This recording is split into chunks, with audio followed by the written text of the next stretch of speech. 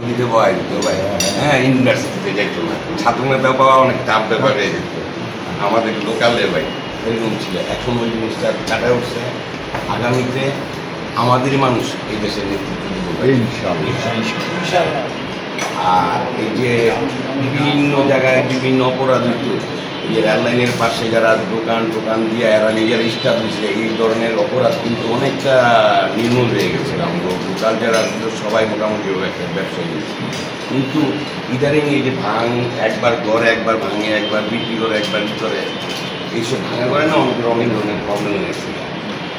আর মোটামুটিভাবে আমাদের এই শহরের থেকে এই চাষারা পর্যন্ত যদি যানজটটা মুক্ত করে নেয় না ভাই, আমাদের সবচেয়ে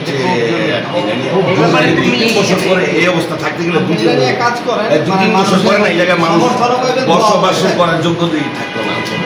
কারণ আমাদের এই জায়গায় প্রতিদিন 24 লক্ষ লোকের হাফ ডাউন আছে, ওই জায়গায় গার্মেন্টস শিল্প ফিরে পাই, আর কয়েক কোটি মানুষ তো বসবাস করে গার্মেন্টস শিল্প।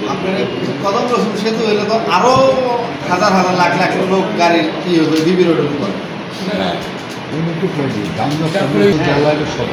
এটা একটা রোড ম্যাপ তৈরি করে দিলে আমাদের, আমি একটা রোড ম্যাপ তৈরি করে দিলে আমি